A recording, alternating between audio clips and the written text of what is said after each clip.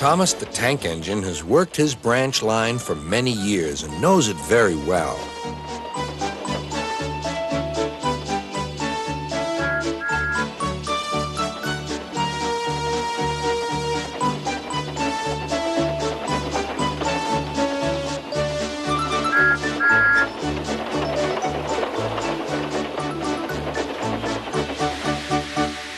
You know just where to stop, Thomas, laughed his driver. You could almost manage it without me.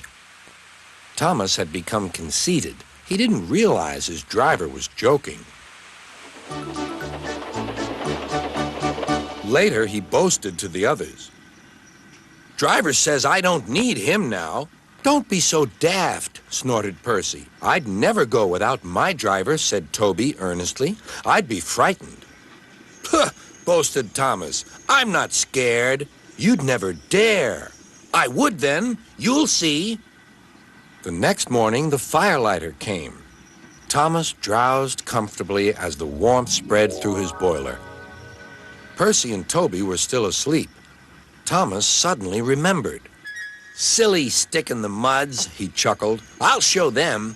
Driver said I could manage without him. I'll just go out and then I'll stop and whoosh! That'll make them jump. Thomas thought he was being clever, but really he was only moving because a careless cleaner had meddled with his controls. He soon found his mistake. He tried to whoosh, but he couldn't. He tried to stop, but he couldn't. He just kept rolling along. He didn't dare look at what was coming next. There was the station master's house. The station master was about to have breakfast. Horrors, cried Thomas, and shut his eyes. The house rocked, broken glass tinkled, plaster was everywhere. Thomas had collected a bush on his travels. He peered into the room through its leaves. He couldn't speak. The station master was furious. His wife picked up her plate. You miserable engine, she scolded. Just look what you've done to our breakfast. Now I shall have to cook some more. She banged the door. More plaster fell. This time it fell on Thomas. Thomas felt depressed. Workmen propped up the house with strong poles and laid rails through the garden. Then, the Scottish twin engines Donald and Douglas arrived.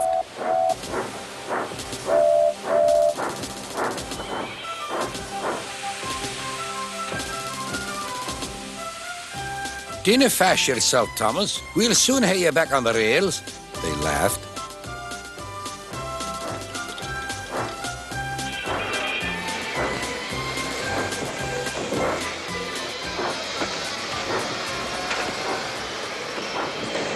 Donald and Douglas, puffing hard, managed to haul Thomas back to safety. Bits of fencing, the bush, and a broken window frame festooned his front, which was badly twisted. The twins laughed and left him. Thomas was in disgrace. There was worse to come. You're in a lot of trouble, Thomas.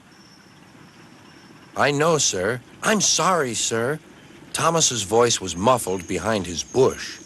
You must go to the works and have your front mended. It will be a long job. Yes, sir. Meanwhile, a diesel rail car will do your work. A diesel, sir? Thomas spluttered. Yes, Thomas. Diesels always stay in their sheds till they are wanted. Diesels never gallivant off to breakfast in station masters' houses.